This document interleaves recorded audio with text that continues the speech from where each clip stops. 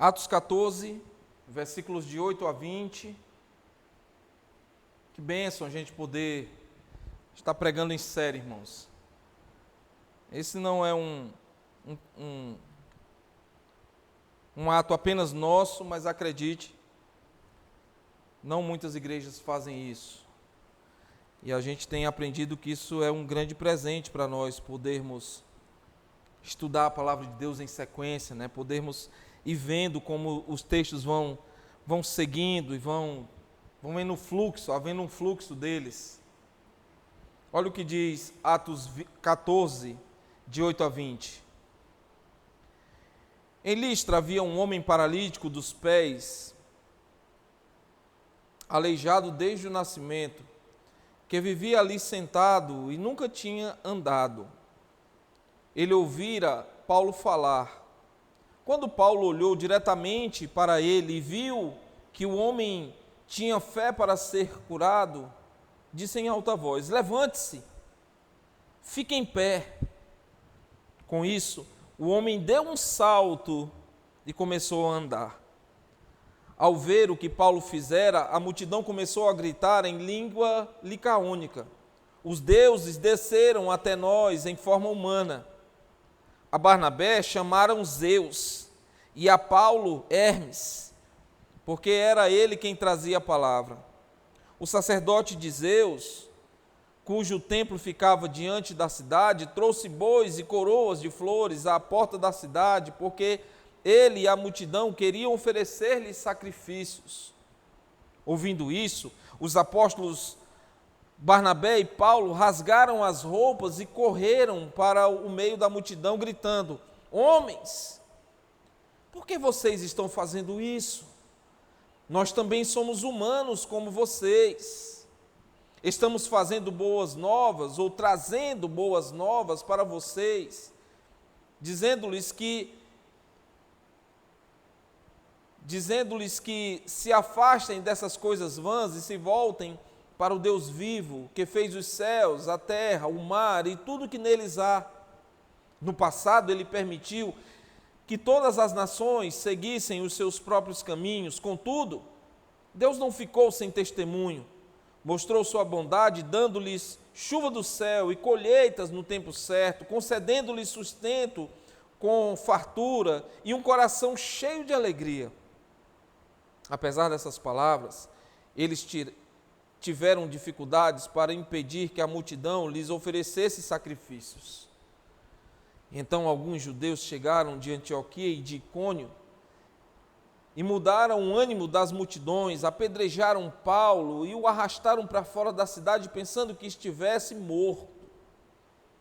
Mas quando os discípulos se ajuntaram em volta de Paulo, ele se levantou e voltou à cidade.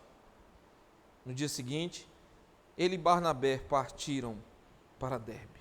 Vamos orar mais uma vez? Pai, obrigado, Deus, pelo que já vivemos até aqui. Obrigado pela ceia do Senhor que podemos partilhar nessa noite. Obrigado pelas canções que nós pudemos entoar ao Teu nome. Obrigado pelo tempo de devocional, lá no início do culto. Nós te entregamos cada parte desse culto como uma adoração, como fruto de adoração ao Senhor. E agora, Deus, diante de nós temos Tua santa, viva, perfeita palavra. E nós pedimos, Deus, que o Senhor se revele a nós por meio delas mais uma vez nessa noite. Que apesar de mim, Deus, eu possa comunicar aos meus irmãos de forma fiel o Teu conselho. E que essa palavra, Deus, produza tanto em mim, mas também em todos nós, o fruto devido para o qual ela foi escrita. E eu rogo isso em nome de Cristo, o nosso Salvador. Amém. Amém. Certa vez, irmãos, alguém disse que o maior perigo não é rejeitar a verdade, mas confundi-la com algo que ela nunca foi. Ao longo da história, não foram poucas as vezes que atos legítimos foram mal interpretados. Intenções corretas foram distorcidas e pessoas foram exaltadas ou mesmo condenadas pela leitura equivocada que se fez delas. Um episódio que ilustra bem isso aconteceu lá no século XIX. Vai ter uma figura aí, vai aparecer para você, em algumas regiões da Europa. Médicos que começaram a defender práticas básicas de higiene, como, por exemplo, lavar as mãos antes das cirurgias, eles foram ridicularizados. E não só ridicularizados, eles foram rejeitados e até afastados de suas funções, porque estavam lavando as mãos antes de começar uma cirurgia. O que hoje nos parece óbvio, era naquela época interpretado como absurdo. E onde estava o problema? Em quem defendia aquela prática? Claro que não. O problema estava nas pessoas que não compreenderam corretamente o que estava diante delas. A verdade estava ali, produzindo resultados, mas sendo mal interpretados.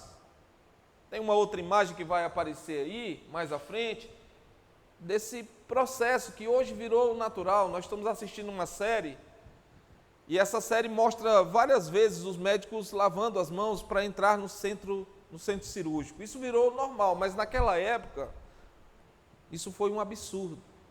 Muitas vezes, irmãos, nós vemos esse mesmo erro acontecendo no campo espiritual. O agir poderoso de Deus sendo interpretado de forma errada. O milagre acontece, a transformação ela é visível,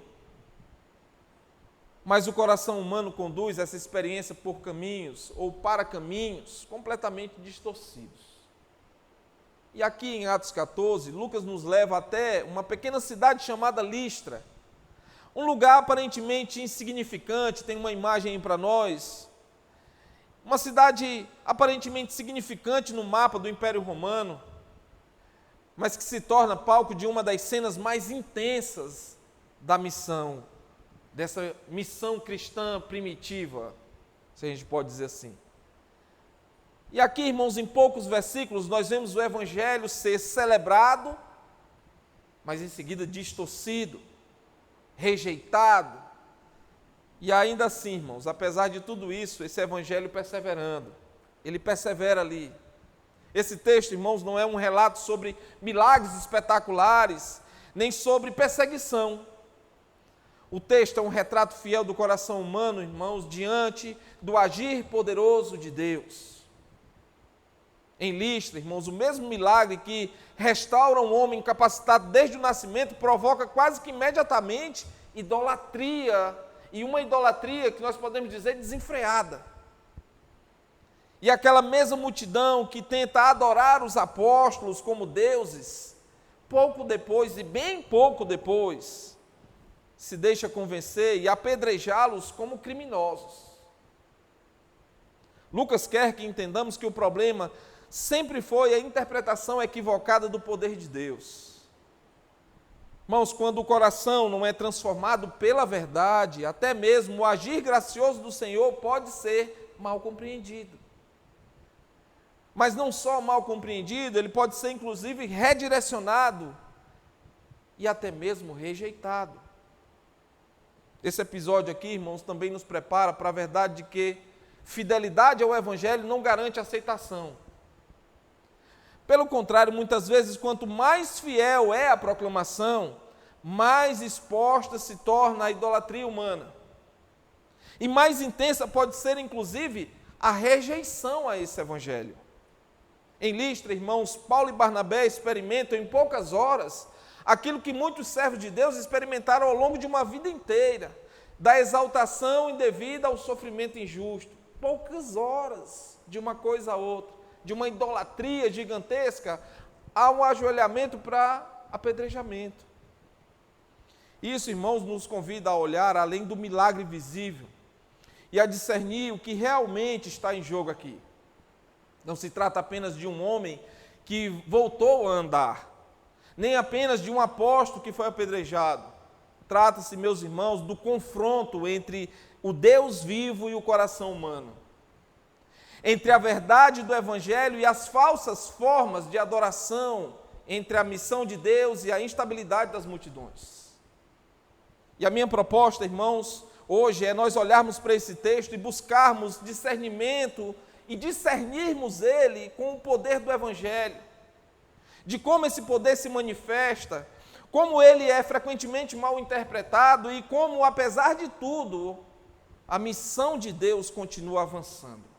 E é sobre isso que está a nossa grande ideia, essa frase que nós comumente já se tornou comum para nós, ela está aí no seu boletim, ela vai dirigir a nossa pregação, né?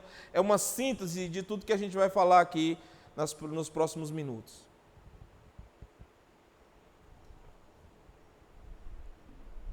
E ela diz o seguinte para nós: o Evangelho manifesta o poder do Deus vivo, mas esse mesmo poder expõe a idolatria humana e provoca rejeição, exigindo perseverança fiel dos servos de Cristo.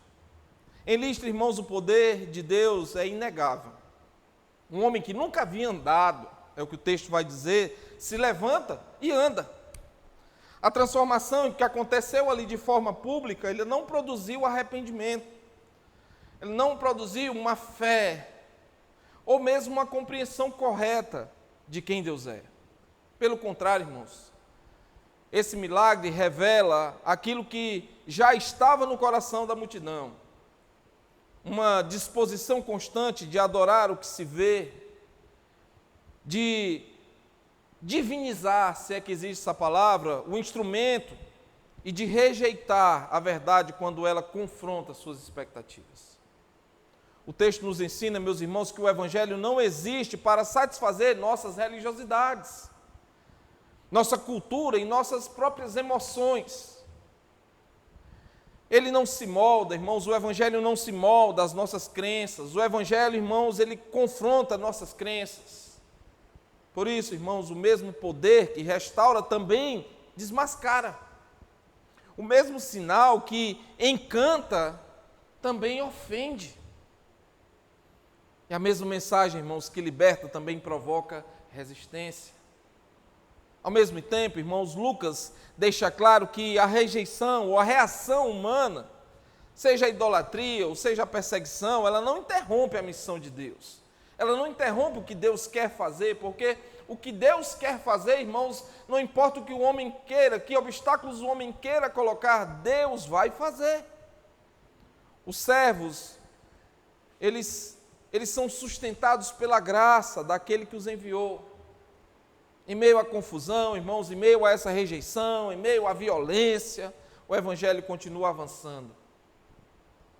E à luz dessa verdade, irmãos, que nós devemos ouvir cada versículo deste como participantes da missão. Nós estamos em missão, não só pela plantação de uma nova igreja, não só pelos desafios que nós temos enfrentados, mas porque cada um de nós é um missionário em missão, é um servo em missão, servindo ao mesmo Deus vivo.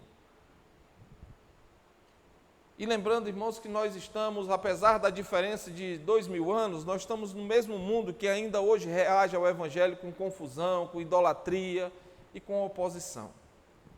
Em primeiro lugar, irmãos, nós vamos ver fé e restauração. Eu quero reler com vocês os versos de 8 a 10 do nosso texto, apenas para relembrar você os detalhes do texto e aí a gente poder dissertá-lo.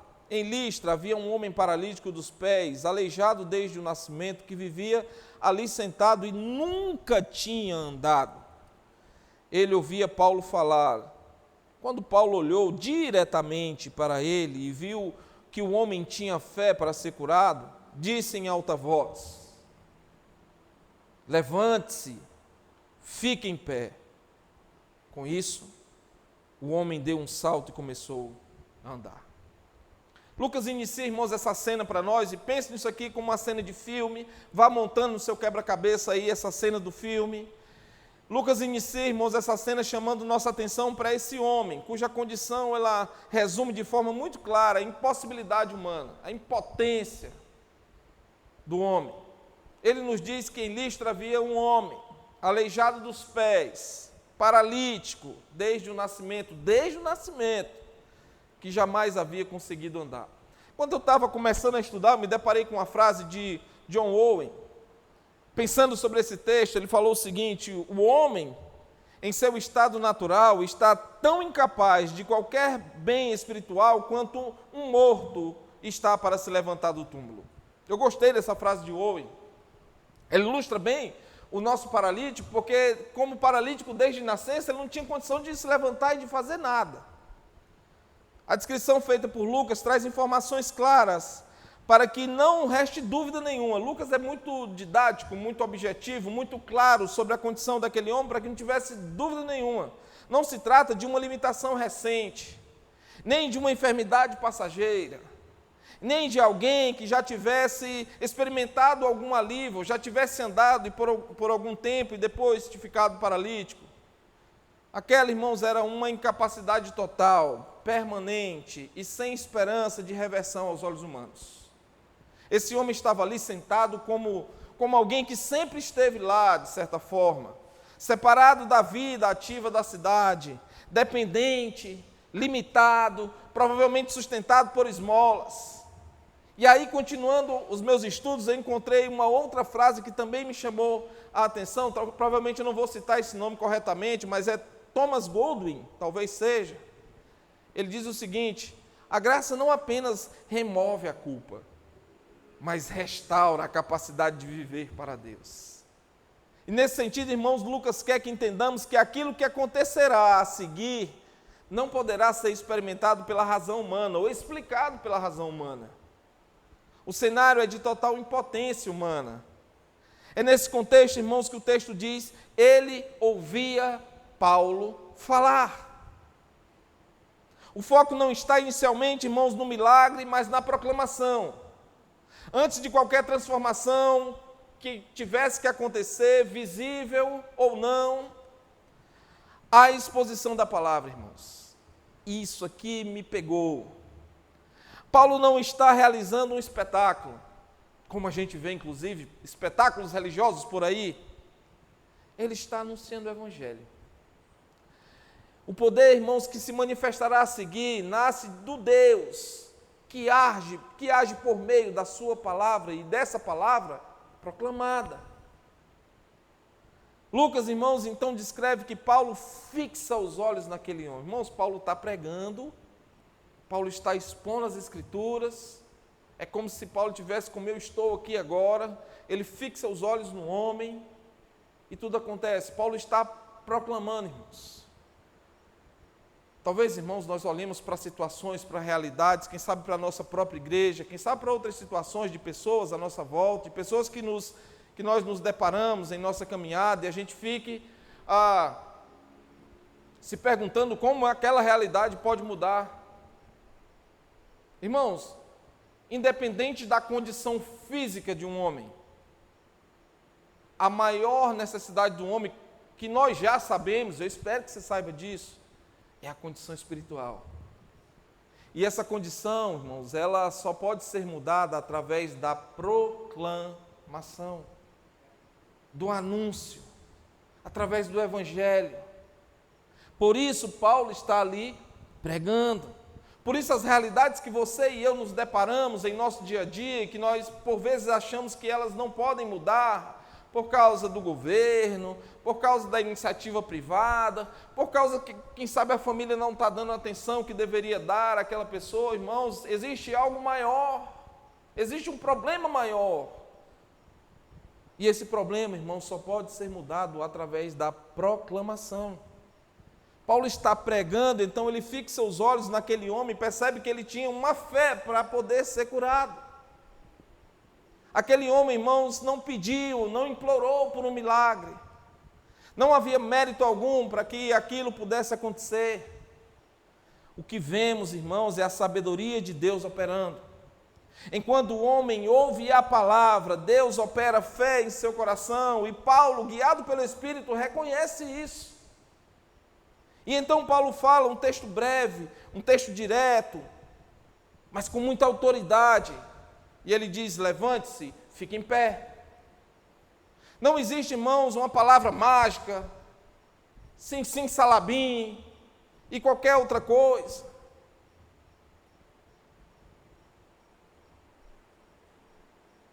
Não houve nenhum ritual ali, meus irmãos. Apenas a palavra ordenada. ecoando o poder do próprio Deus Criador, aquele que chama à existência aquilo que não existe, aquele que ordena aquilo que nunca funcionou, para que passe a funcionar. A resposta aqui ali aconteceu de forma imediata, irmãos, e de forma completa. Lucas nos diz que o homem deu um salto e começou a andar. Aquele que nunca havia, irmãos, ficado em pé, ele salta. Olha, irmão, ele estava sentado ali a vida inteira e a primeira coisa que ele faz é dar um salto. Aquele que sempre esteve sentado, agora se levanta livremente. Irmãos, algumas coisas na Bíblia, parece que a gente lê assim, a gente não se conecta. Por isso que eu digo, monte essa história na sua cabeça ali, irmãos. Provavelmente esse homem sempre chegava àquele lugar carregado. Provavelmente aquele homem, para estar ali, ele teve que importunar alguém, ou quem sabe pagar por alguém, pagar fruto das esmolas recebidas. Eu estou conjecturando aqui. Ou então algum familiar, ou alguma pessoa que de repente se valia dos ganhos dele. Mas ele não chegou ali sozinho.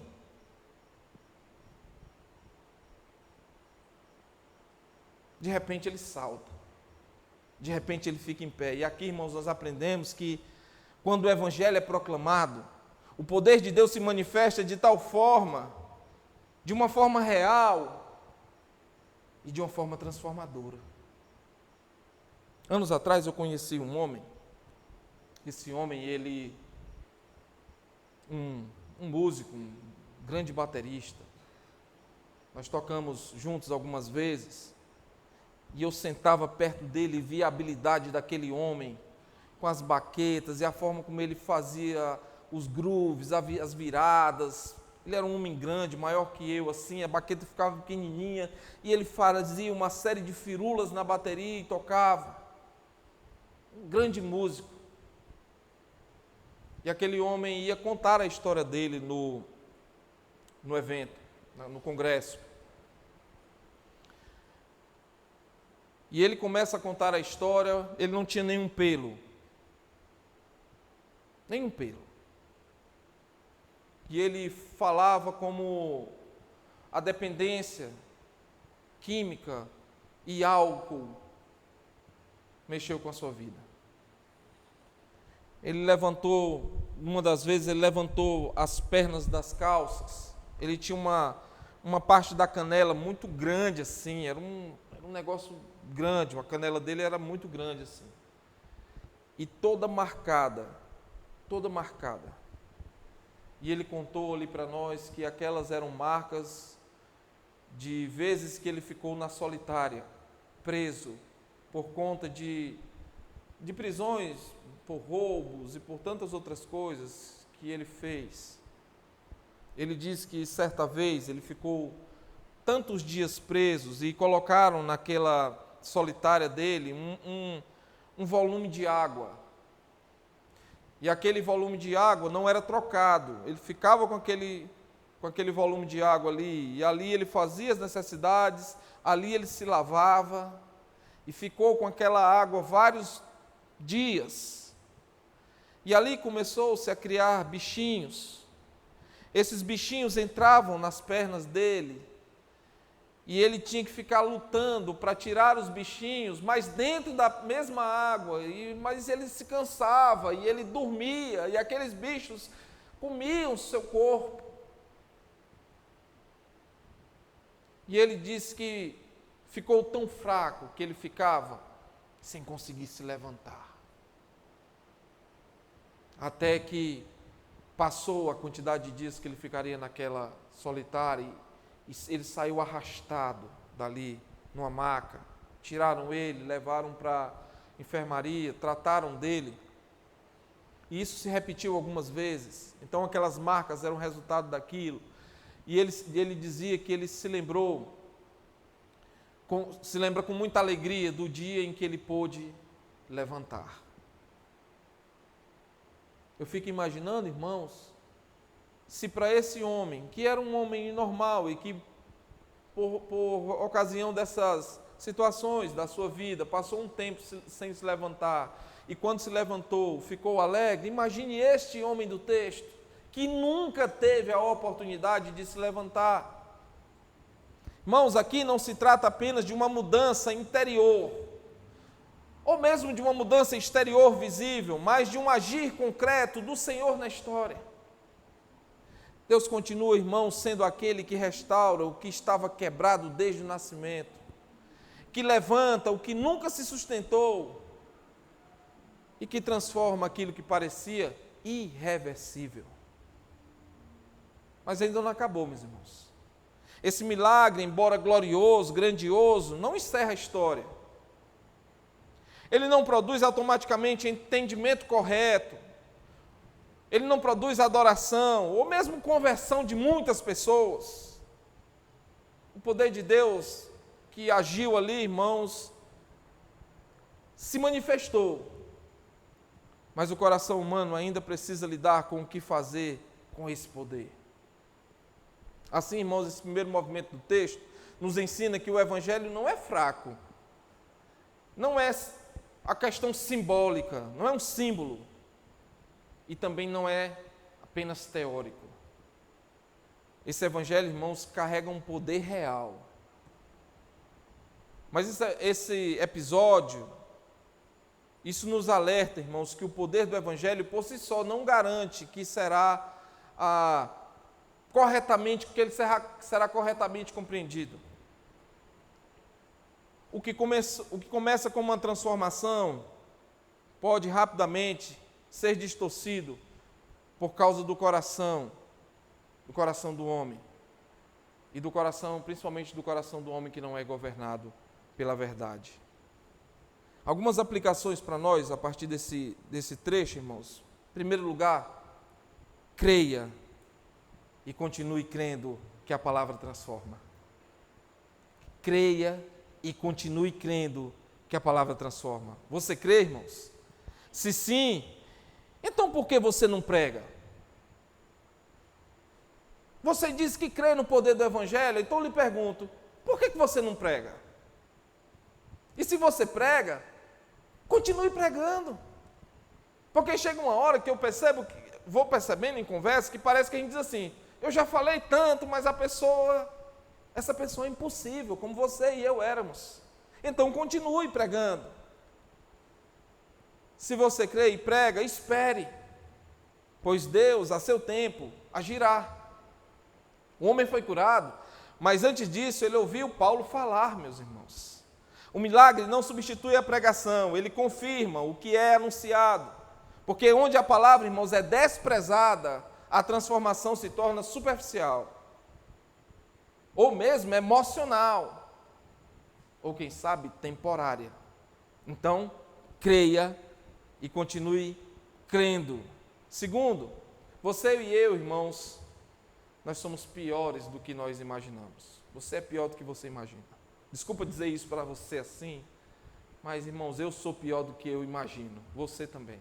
Nós somos, irmãos, nós somos ruins. Temos a tendência pecaminosa de achar que nós somos bons, mas nós não somos, irmãos. Lucas enfatiza que o homem era aleijado desde o nascimento e que nunca havia andado. Isso nos confronta, irmãos, que a realidade de que o problema humano não é apenas circunstancial, ele é estrutural.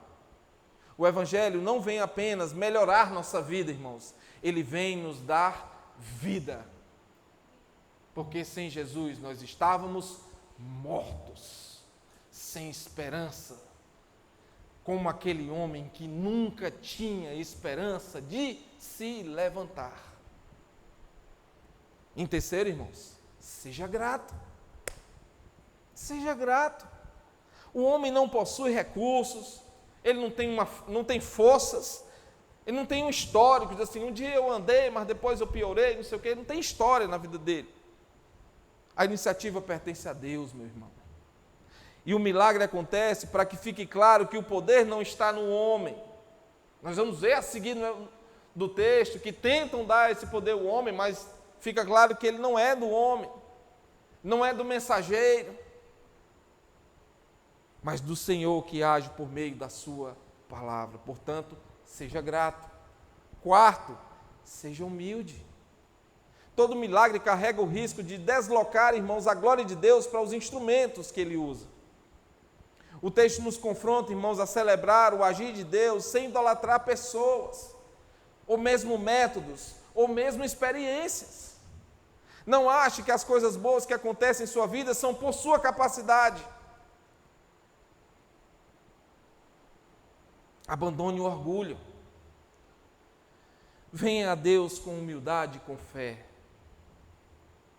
Seja humilde.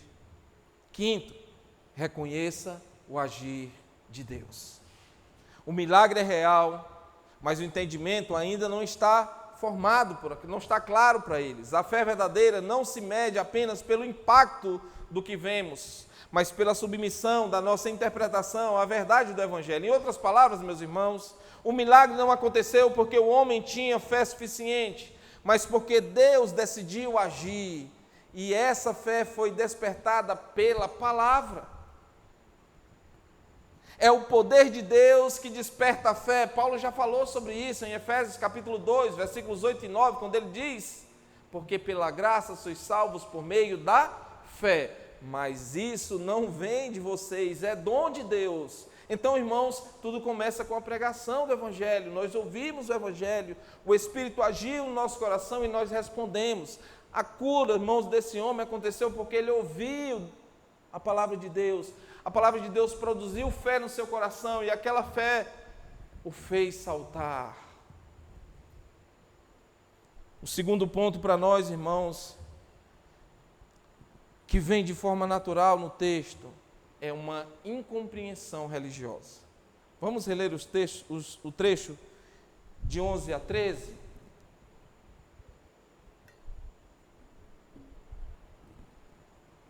De 11 a 13. Ao ver o que Paulo fizera, a multidão começou a gritar em língua licaônica: os deuses desceram até nós em forma humana. A Barnabé chamavam Zeus e a Paulo Hermes, porque era ele quem trazia a palavra. O sacerdote Zeus, cujo templo ficava diante da cidade, trouxe bois e coroas de flores à porta da cidade, porque ele e a multidão queriam oferecer-lhe sacrifícios. Até aqui. E aqui, irmãos, nesse ponto do texto, o autor do nosso livro, Lucas, ele nos mostra que o milagre que acabara de acontecer, ele não conduziu à adoração, não teve adoração depois ali. O que teve ali foi muita confusão. O texto diz que ao verem o que Paulo havia feito, as multidões começaram a gritar em língua licaônica: os deuses desceram até nós de forma humana. Talvez isso fosse uma música. A reação, irmãos, ela é muito carregada de entusiasmo. O problema aqui, irmãos, não é a falta de resposta. Houve uma resposta, mas é uma resposta errada. Mas há um detalhe bem importante para nós aqui que Lucas ele faz questão de registrar. A multidão grita em língua licaônica. Esse dado, irmãos, ele explica por que Paulo e Barnabé, eles não percebem de imediato o que está acontecendo. Enquanto o milagre era público, a interpretação ela era idólatra. E essa interpretação, irmãos, ela se desenvolvia num idioma local. Ele não era um idioma alcançável de entendimento dos missionários.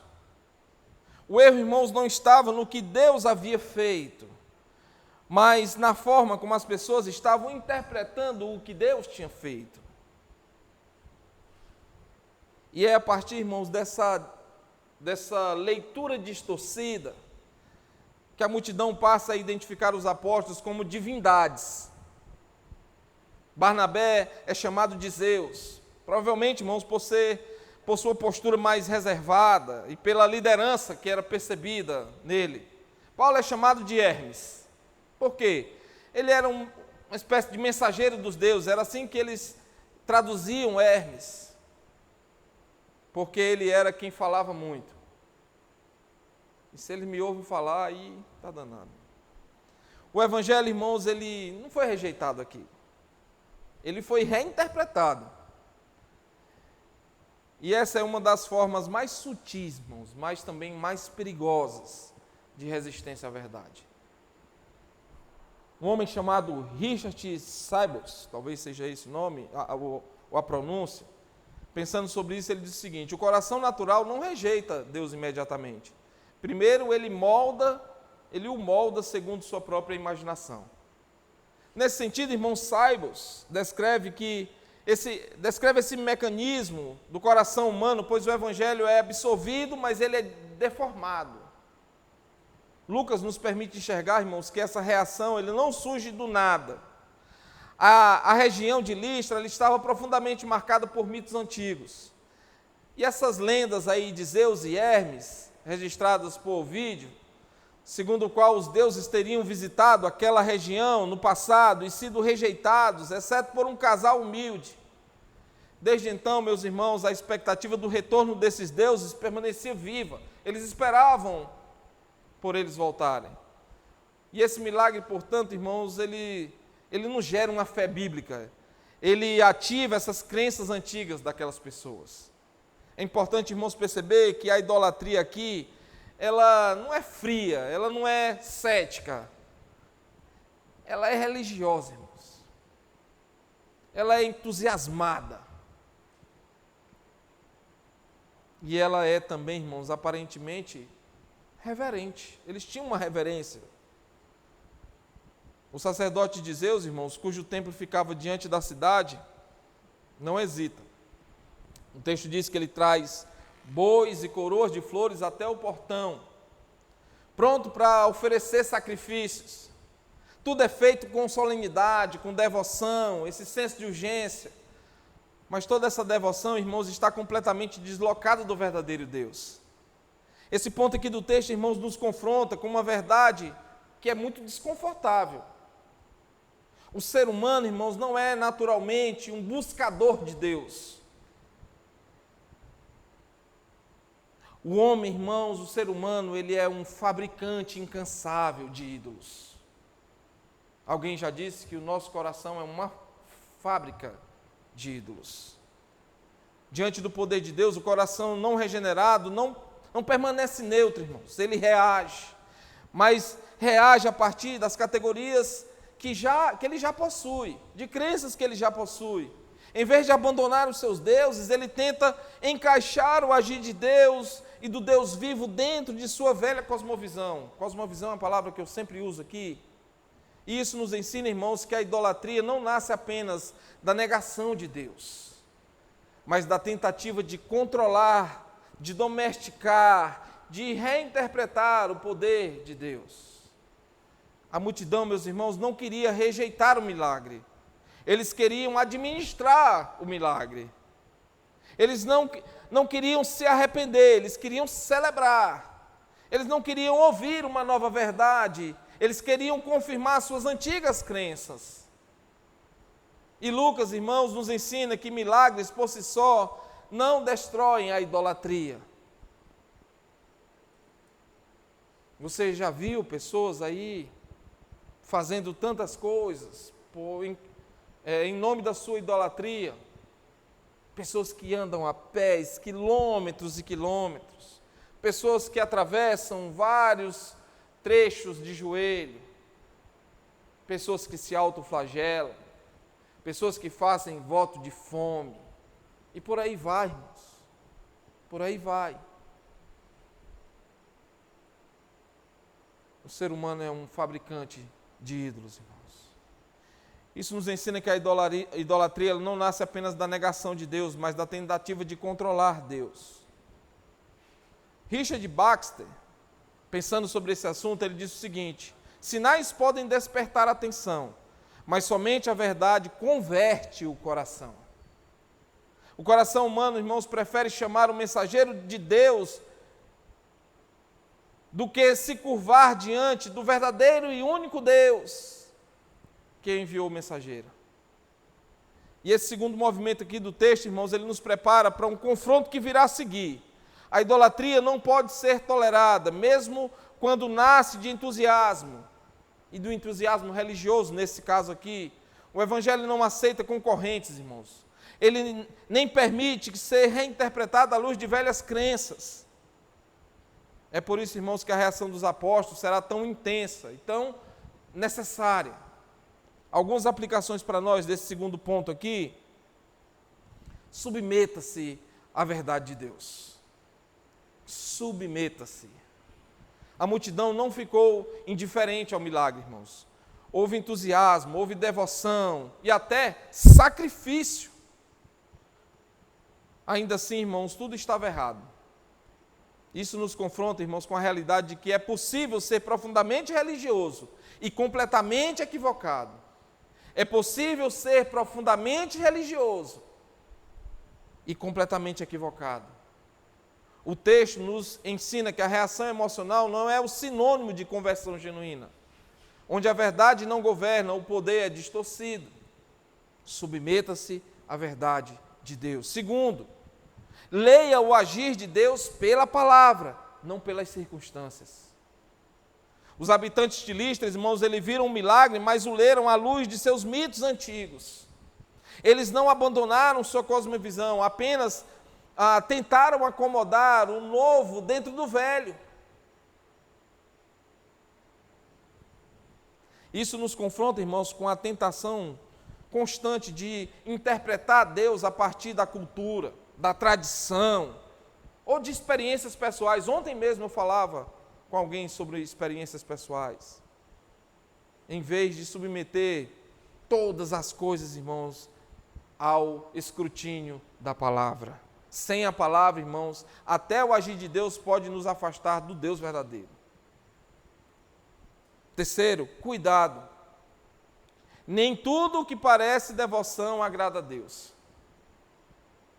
O sacerdote de Zeus não vem com desprezo, mas com sacrifícios. A idolatria aqui, irmãos, ela é organizada. Isso confronta a igreja, irmãos, a reconhecer que nem toda linguagem religiosa, nem todo entusiasmo espiritual, nem toda prática devocional é de fato adoração verdadeira. Quando Deus não é conhecido como Ele se revela, a devoção se torna idolatria bem intencionada. Eu vejo, irmãos, um monte de gente fazendo devocional. Gente que chora, gente que... E aí o povo filma e faz aquele negócio. Aí quando eles postam lá o que está gerando neles aquele resultado, está lá. Deus tem o melhor desta terra para você. A pessoa, Deus, eu recebo, eu quero. Aí a pessoa chora, se emociona. Irmãos, quem é que não quer o melhor dessa terra? Quarto, não confunda os meios de Deus com o Deus dos meios. Paulo e Barnabé são elevados à condição de deuses porque estão ali, diante dos olhos do povo. O coração humano, irmão, sempre se inclina a glorificar aquilo que pode ver, tocar, controlar. Alguém disse esses dias, tudo que você puder pegar, tocar, sentir, e por aí vai, a bagunça é grande. Isso nos confronta, irmãos, com a tendência de transformar líderes, pregadores, ministérios ou experiências em objetos de admiração, roubando a glória que pertence exclusivamente a Deus. Não confunda os meios de Deus com o Deus dos meios. Quinto, lembre-se, a fé verdadeira se manifesta em arrependimento e submissão. O texto, irmãos, deixa claro que o milagre não conduziu automaticamente à fé bíblica. Ele produziu religião, mas não arrependimento. Isso confronta a ideia de que sinais, eventos extraordinários, experiências por si só, irmãos, são suficientes para gerar transformação.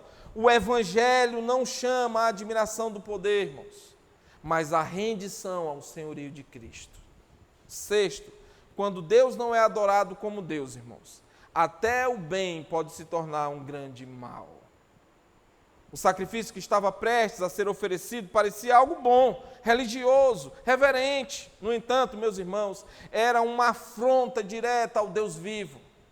Isso nos confronta, irmãos, com a seriedade da adoração. Boas intenções não substituem a verdade. Adorar a Deus, irmãos, de maneira errada, continua sendo desobediência, ainda que envolta em serenidade ou sinceridade. Terceiro, irmãos, defesa da verdade. Versículos de 14 a 17 vão dizer para nós assim: ouvindo isso, os apóstolos Barnabé e Paulo rasgaram as roupas e correram para o meio da multidão, gritando: homens, por que vocês estão fazendo isso? Nós também somos humanos como vocês. Estamos trazendo boas novas para vocês, dizendo-lhes que se afastem dessas coisas vãs e se voltem para o Deus vivo, que fez os céus e a terra, o mar e tudo que neles há. No passado ele permitiu que todas as nações seguissem os seus próprios caminhos. 17, contudo, Deus não ficou sem testemunho. Mostrou sua bondade, dando-lhes chuva do céu e colheitas no tempo certo, concedendo-lhes sustento com fartura e um coração cheio de alegria. Até aqui. Nesse trecho aqui, meus irmãos, Paulo e Barnabé, ao perceberem o que estava acontecendo, eles reagem de forma imediata. Lucas diz, irmãos, que eles rasgaram as roupas e correram para o meio da multidão gritando. E esse gesto aqui, irmãos, para nós, para eles e para nós também é um sinal, para nós mais no sentido de informação, mas para eles era um sinal judaico profundamente significativo, usado quando se está diante de uma blasfêmia. Para os apóstolos, irmãos, aceitar aquela adoração seria trair o próprio Deus que os havia enviado. O texto nos mostra que a idolatria, quando manifestada, não pode ser tratada como tolerável, meus irmãos. Ela age ou ela exige uma resposta. Paulo e Barnabé, eles não esperam uma conversa reservada, nem um momento mais apropriado, pois o perigo ele estava ali, de forma iminente. A glória que só pertence a Deus está sendo roubada. E onde a glória de Deus está ameaçada, irmãos, não pode haver omissão. Por isso, irmãos, não se cale diante da injustiça, ou mesmo de uma glória roubada.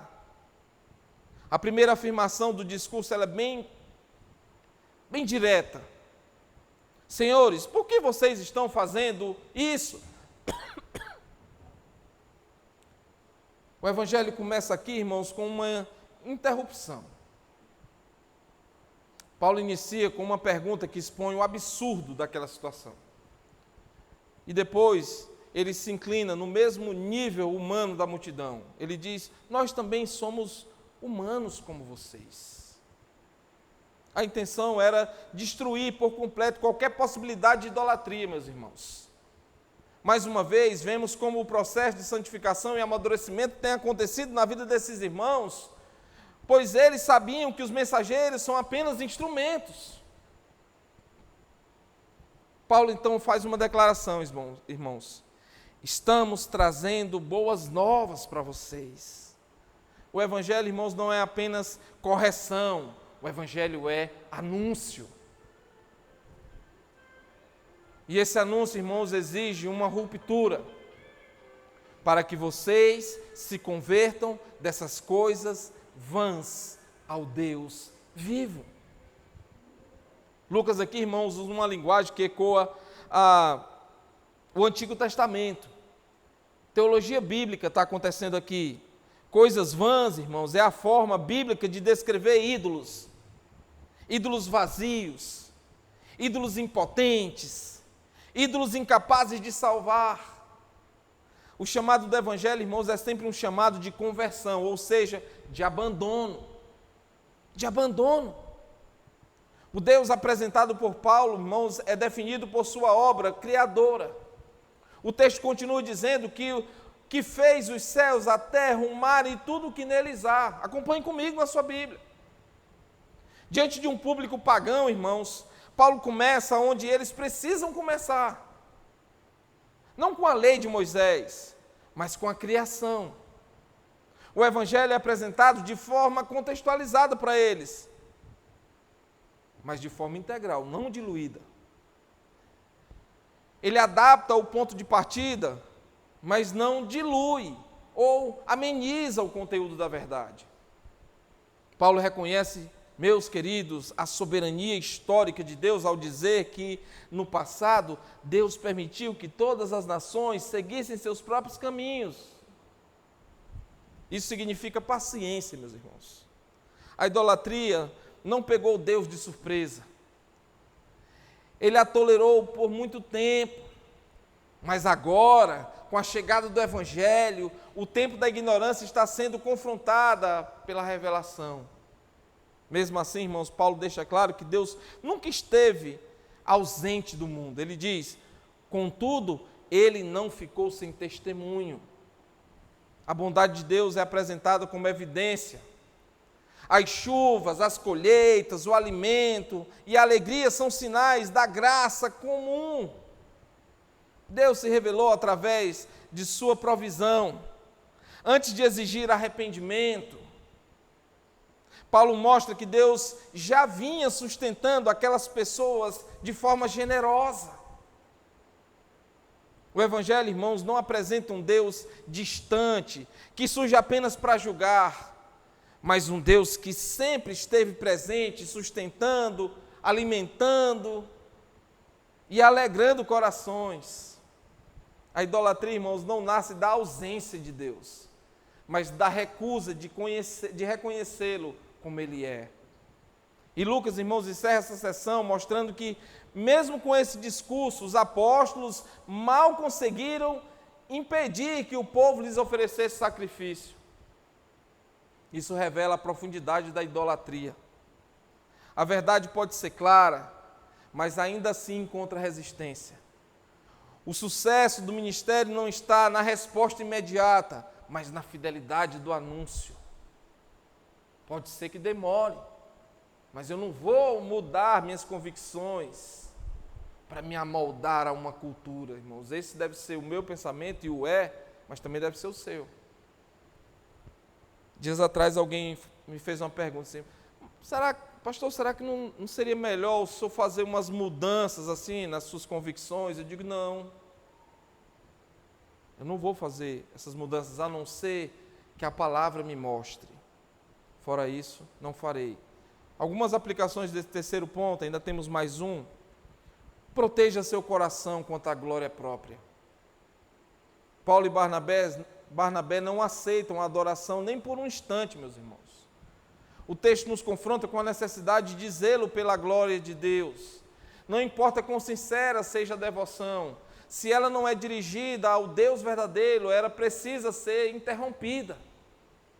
A igreja é chamada não apenas a acolher pessoas, irmãos, mas a proteger a glória de Deus com fidelidade e com coragem. Segundo, não queira ser o centro. Ao afirmar, nós também somos humanos como vocês, os apóstolos, irmãos, eles destroem qualquer pedestal. E isso nos confronta, irmãos, com a tentação constante de buscar reconhecimento espiritual. Ou de buscar reconhecimento, status, autoridade, likes, views. O Evangelho não eleva as pessoas, ele humilha o orgulho humano e exalta somente a Deus. Terceiro, abandone hoje mesmo, qualquer espécie de ídolo do seu coração. Paulo não fala, irmãos, de uma mudança superficial, mas ele fala de conversão, um afastamento intencional das coisas vãs. O texto nos confronta, irmãos, com a verdade de que ninguém se volta verdadeiramente para Deus sem antes se afastar de algo. Idolatria não é apenas um problema antigo, ele assume formas modernas. Por exemplo, irmãos, a pessoa diz que confia em Deus, mas sua identidade está totalmente no trabalho. O culto é negociável, mas os compromissos profissionais não são. A pessoa diz que vive pela fé, mas entra em pânico quando perde o controle da sua agenda. A pessoa ora pedindo direção, mas decide sem consultar a palavra. Ela confia na providência, mas não aceita perder oportunidades. O coração se entristece mais com uma demissão do que com uma vida espiritual seca. A pessoa diz que Deus é prioridade, mas não confronta o pecado para não gerar conflito. ela ora pela família, mas não governa seu próprio lar. Prefere desobedecer a Deus a decepcionar pessoas. Tolera aquilo que Deus reprova para preservar a harmonia. Defende a família com zelo, mas negligencia o discipulado dentro de casa. Irmãos, aqui só para citar alguns exemplos. Abandone hoje mesmo qualquer espécie de ídolo do seu coração. Quarto, tenha uma visão correta sobre Deus. Ao apresentar Deus como Criador dos céus, da terra e do mar, Paulo confronta diretamente os mitos locais. Isso, irmãos, nos desafia a submeter nossa imagem de Deus à Escritura, e não à cultura, não a uma tradição, não a uma experiência. O Deus do Evangelho não se adapta às nossas expectativas, somos nós que precisamos ser transformados pelo Evangelho. Quinto, não abuse da paciência de Deus. Deus permitiu que as nações seguissem seus caminhos por um tempo, mas agora o Evangelho chegou. O texto nos confronta com a seriedade do momento presente, irmãos. A graça não é licença para continuar no erro. A graça é uma oportunidade para arrependimento. O tempo da ignorância não pode ser usado como desculpa quando a verdade é revelada, irmão. Não viva na ignorância. Deixe o Evangelho moldar a sua vida. Sexto, cultive um coração agradecido. Chuvas, colheitas, alimentos, só para dizer alguns exemplos, são sinais da graça de Deus, irmãos. Ingratidão é rebeldia. Abandone-nos, abandone toda ingratidão. A bondade de Deus deveria nos conduzir ao arrependimento, não à indiferença. Sétimo, persevere na proclamação. Mesmo após um discurso claro, os apóstolos quase não conseguem conter a idolatria. Isso nos confronta, irmãos, com a visão triunfalista do nosso ministério. O sucesso não é medido, irmãos, pela resposta rápida das pessoas, mas pela fidelidade à mensagem confiada por Deus. Então pense, irmãos, para quem você precisa voltar a falar de Jesus? Ou a quem você precisa iniciar a falar de Jesus?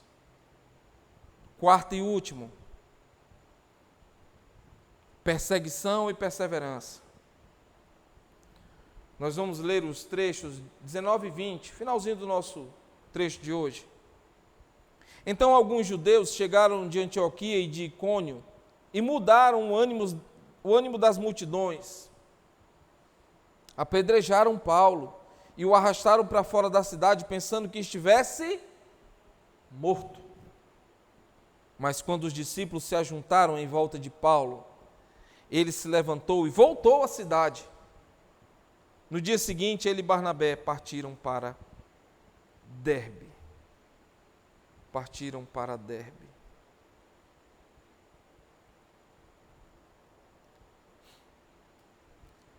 Lucas agora, irmãos, nos conduz a um momento muito triste, mas ao mesmo tempo muito revelador do episódio. O texto diz, então, alguns judeus chegaram de Antioquia e de Icônio. Essa informação, irmãos, ela é um detalhe que não é só geográfico, não é uma questão de pessoas que estavam no lugar e chegaram em outro. Esses homens já haviam rejeitado o evangelho nessas cidades e agora eles percorreram uma longa distância com um único objetivo: silenciar a mensagem proclamada pelos apóstolos. John Flower disse o seguinte: o ódio ao evangelho não se contenta em discordar, ele persegue até silenciar. Isso nos ensina, irmãos, que a oposição ao evangelho é muitas vezes organizada e persistente. O problema nunca foi o comportamento de Paulo, mas o conteúdo de sua mensagem. Quando o evangelho confronta, irmãos, inevitavelmente também ele desperta resistência. Lucas, irmãos, ele prossegue dizendo que esses judeus mudaram o ânimo daquelas pessoas. A mesma multidão que em minutos antes, irmãos, queria oferecer sacrifícios, agora é facilmente manipulada. E esse, irmãos, é um retrato claro da instabilidade do coração do homem, que não é regenerado pela verdade do Evangelho. Emoção sem arrependimento produz apenas um entusiasmo passageiro. E aqui nós aprendemos, irmãos, multidões impressionadas não são multidões transformadas. Um coração que não se curva diante do Deus vivo pode oscilar rapidamente entre adoração e ódio. O povo não amava Paulo, amava a experiência. Quando o mensageiro se recusou a ocupar o lugar de Deus, tornou-se descartável. E o texto diz, irmãos, Paulo foi apedrejado e arrastado para fora da cidade, pensando que ele estivesse morto. Irmão, glória a Deus que nós não vivemos esse tempo aqui. Graça de Deus. Porque eu tendo a pensar, irmãos, que muita gente do nosso tempo, se vivesse nesse tempo aqui, com toda essa religiosidade que dizem por aí, eu não sei não, quando viessem momentos como esse. Não há tentativa aqui, irmãos, de suavizar o custo da missão. Não tem uma tentativa de minimizar a questão aqui. Lucas é claro. Lucas é muito claro aqui. Nós somos relembrados, irmãos, que o Evangelho não é apenas rejeitado de forma intelectual. Ele é combatido fisicamente. Não tem a ver necessariamente com o Evangelho, mas ontem eu estava vendo um vídeo de um rapaz que entrou numa manifestação, numa universidade, com um pensamento contrário, e ele foi, irmãos, arrastado para fora e rasgado. Literalmente, a blusa do rapaz estava rasgada e era dito palavras de ordem lá contra ele, e tiraram o cara na força. Olha que o cara era forte. Tiraram ele de lá daquela universidade. Paulo experimenta aquilo, irmãos, que mais tarde escreveria às igrejas. Romanos 8, ele diz o seguinte: por causa de ti enfrentamos a morte o dia todo.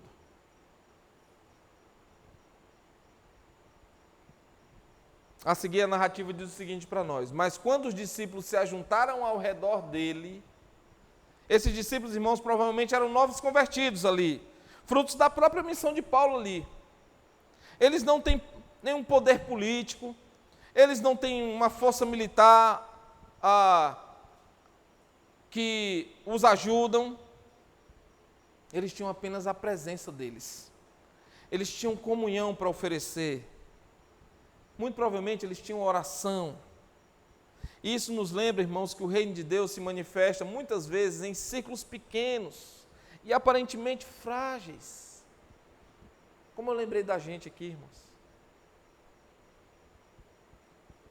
Quem sabe, irmãos, nós não estamos aproveitando como nós poderíamos e deveríamos o fato de sermos poucos. Tem tanta bênção, irmãos, disponível para nós na unidade, na proximidade, no discipulado, no aconselhamento, nas reuniões simples, nos encontros inesperados. Tem bênção para nós, irmãos. John Bonnier, o escritor de O Peregrino, ele disse certa vez que um pequeno grupo sustentado por Deus é mais forte do que uma multidão sem Ele. Há muito mais poder, irmãos, no nosso ajuntamento do que você pode imaginar. Não se impressione com números não, irmão. Aproveite a bênção que Deus tem nos dado de sermos poucos. O texto continua dizendo que Paulo se levantou e voltou à cidade. Lucas não explica por quê e como foi que aconteceu, que isso aconteceu. Ele não descreve um milagre ali. Não está falando de um milagre. Não está falando de uma questão física de Paulo. O foco está, irmãos, aqui na soberania de Deus, que preserva seu servo enquanto sua missão ainda não terminou. E aqui é um eco claro, irmãos, da teologia da cruz e da ressurreição para nós.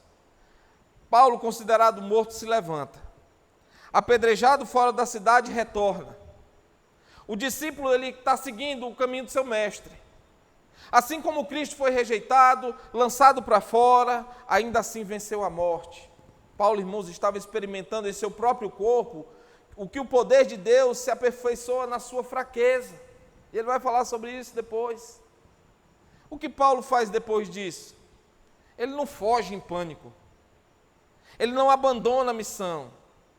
No dia seguinte, ele e Barnabé partiram para Derbe. A missão continua. O sofrimento não parou, aqueles irmãos.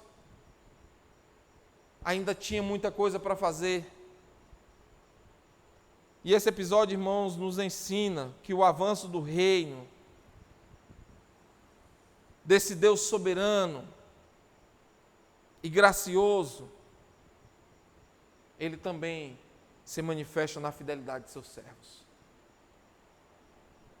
A mesma cidade que tentou adorá-los, tentou matá-los.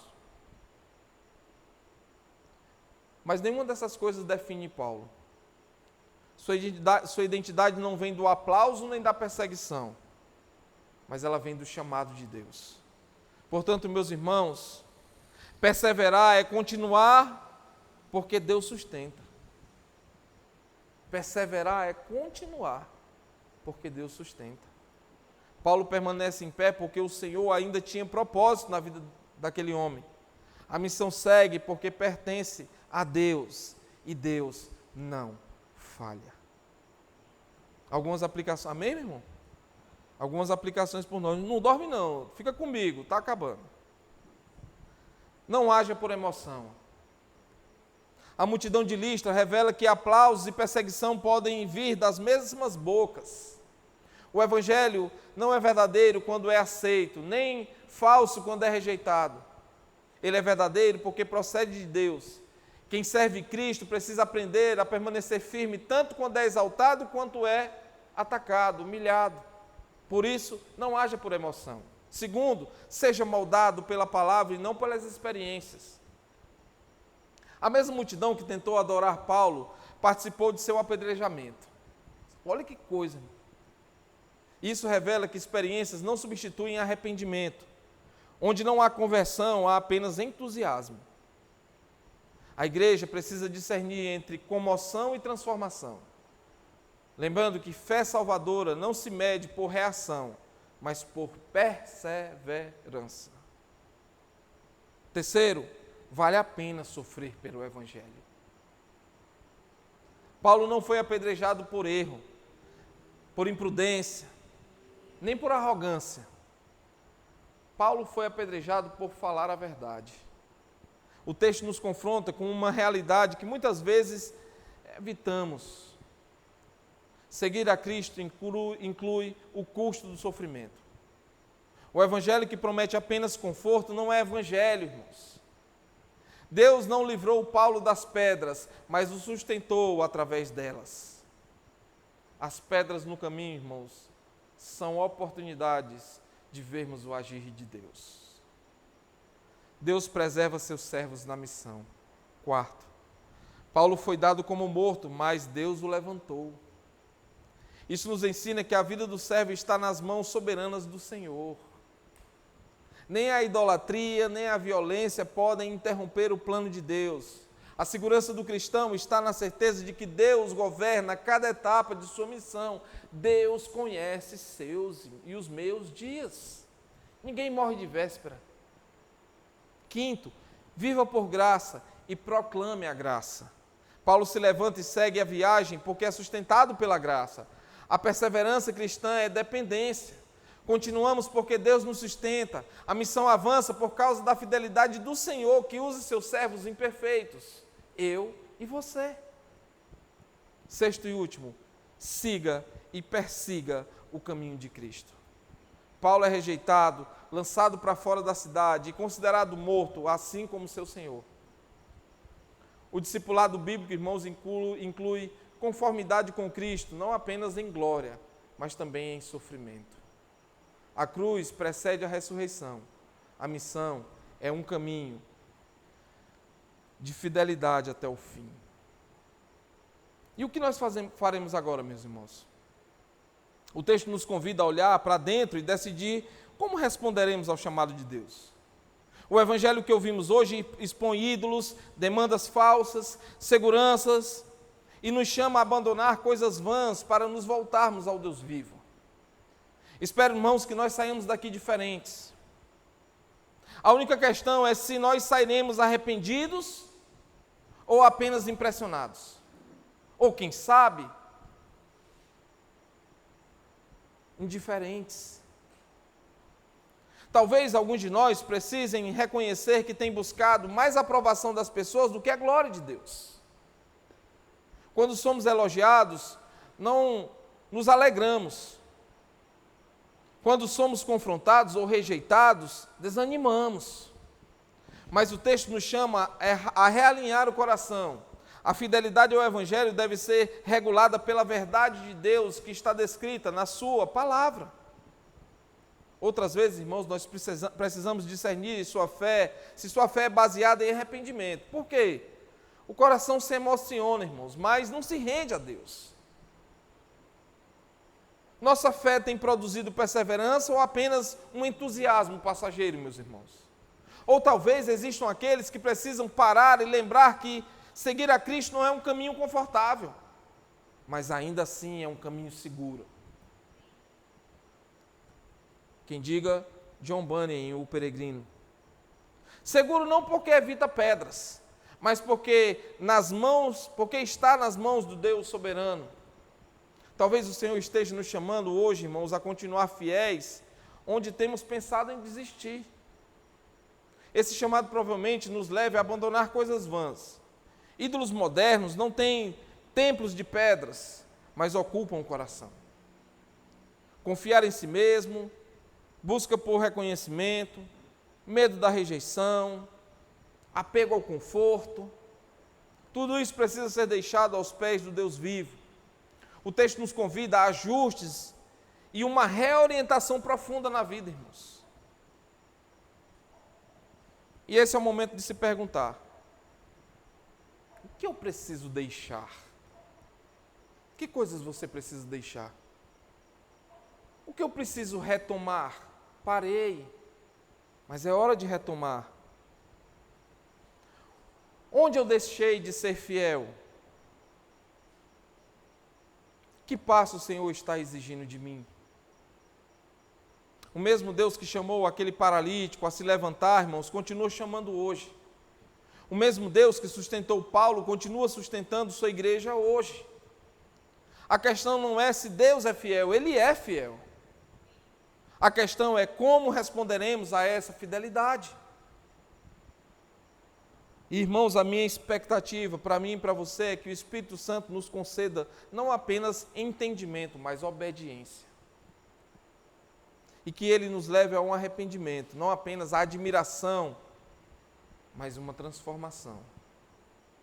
E que saiamos daqui não apenas ouvintes da palavra, mas praticantes, vivendo para a glória de Deus e de um Deus vivo. Amém?